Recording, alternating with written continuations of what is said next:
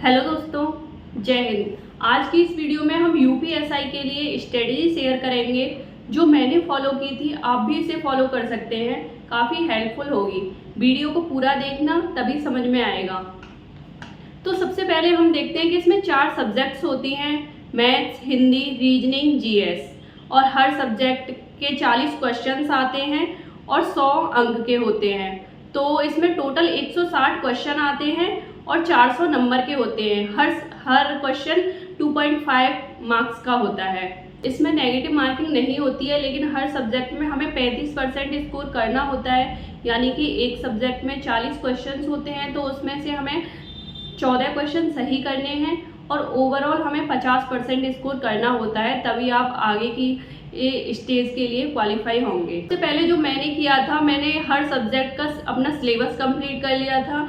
उसके बाद जो प्रीवियस ईयर क्वेश्चन पेपर थे 2017 वाले, वो मैंने 6 से 7 बार लगाए थे। उससे मुझे काफ़ी हेल्प मिली थी। उससे मुझे पता चल गया था कि किस टाइप के क्वेश्चन आते हैं, किस टाइप की लैंग्वेज होती है, कितना डीप में जाना है हमें, कौन से चैप्टर से कितने क्वेश्चंस पूछे जाते हैं। तो ये बहुत सारी चीज़ें मुझे प्रीवियस ईयर क्वेश्चन पेपर से पता चल गई थी। उसके बाद मैं आपको डिटेल में बताती हूँ कि मैंने मैथ्स की कैसे तैयारी की थी, हिंदी, रीजनिंग, जीएस, सारी चीज़ें डिटेल में देखते हैं। मैंने मैथ का सिलेबस कैसे कंप्लीट किया था। मैथ में मेरे भैया हैं, वो मेरे घर पे ही पढ़ाते थे, तो मैंने ऐसे अपने घर से बेसिक कंप्लीट कर लिया था। उसके बाद मैंने यूट्यूब से, जो अभिनय शर्मा सर हैं, आप लोगों ने नाम सुना होगा, उनसे मैंने मैथ्स के सारे ही चैप्टर्स कंप्लीट कर लिए थे और उनके हैंड रिटन नोट्स बनाए हुए थे। और मैंने जो किरण पब्लिकेशन की मैथ की प्रीवियस ईयर क्वेश्चन पेपर की बुक जो होती है, उसमें सीजीएल वगैरह के क्वेश्चंस होते हैं एसएससी के, वो वाली बुक लगाई हुई थी। और मैंने फिर बाद में जो अपने हैंड रिटन नोट्स बनाए थे, मैंने हर चैप्टर के बनाए थे।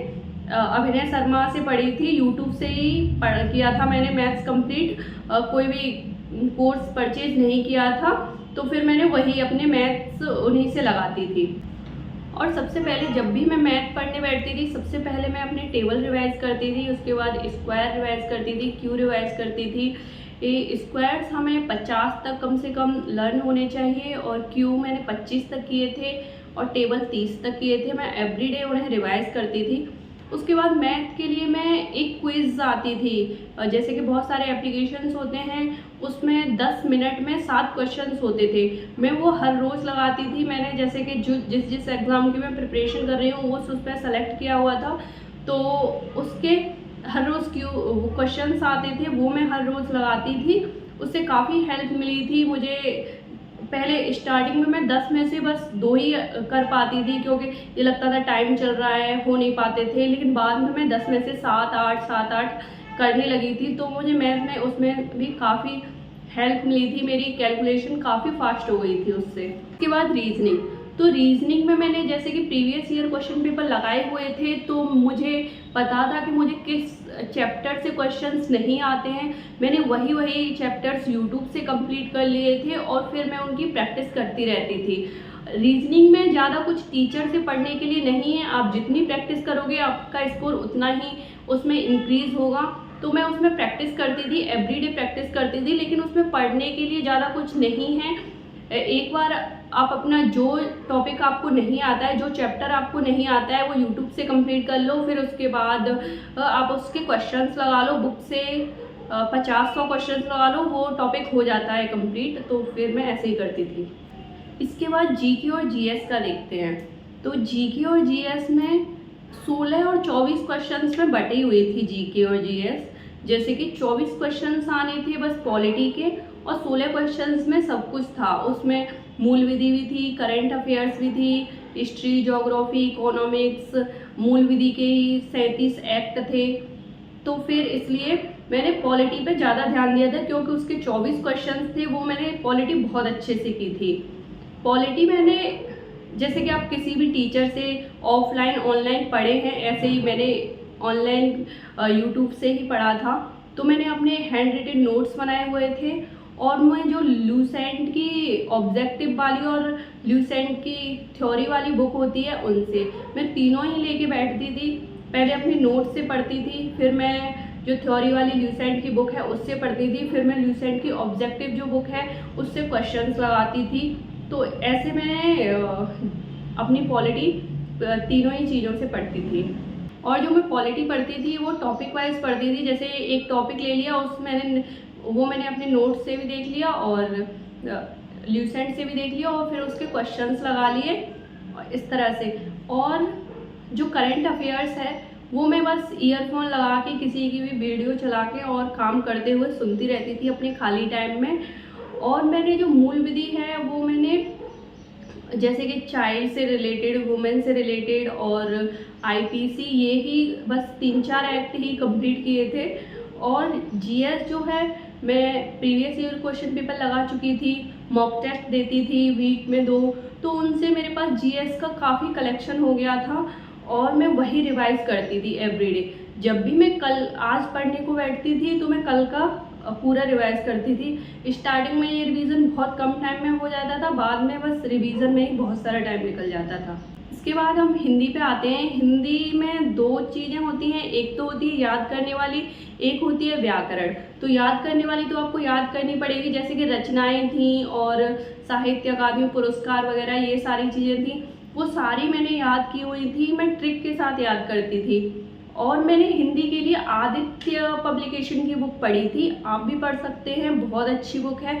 मैंने उसी से हिंदी की थी और मैंने इसके अलावा कोई और बुक नहीं उठाई थी। उसमें काफ़ी क्वेश्चंस हैं, सारी हिंदी मैंने आदित्य पब्लिकेशन से ही की थी। और जो टॉपिक मुझे नहीं आता, जैसे कि मुझे अलंकार नहीं आ रहे हैं, तो मैंने उसकी एक वीडियो देख ली और फिर उसके बाद आदित्य की बुक में उसमें बहुत सारे क्वेश्चंस हैं, वो क्वेश्चंस लगा लिए तो हो जाती थी ऐसे हिंदी कंप्लीट। और याद करने वाला जो है विलोम शब्द, रचनाएं और जो भी है, तो वो तो याद करने पड़ेंगे, तो वो याद करती थी। तो अब मैं आपको बताती हूँ कि मैं अपना टाइम टेबल कैसे मैनेज करती थी। मैं कौन से टाइम पे कौन सी चीज़ पढ़ती थी और कितना टाइम कौन सी सब्जेक्ट को देती थी।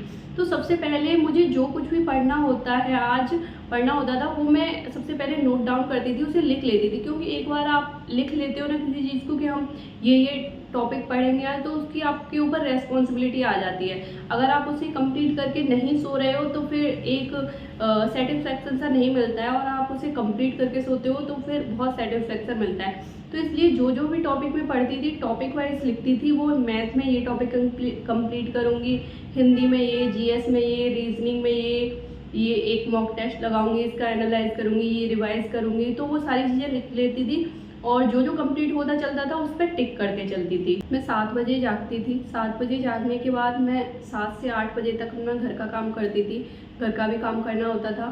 फिर 8 बजे से मैं अपनी बुक्स लेके और छत पे चली जाती थी। सबसे पहले मैं रिवीज़न करती थी, जो भी मैंने कल पढ़ा है उसे रिवाइज़ करती थी।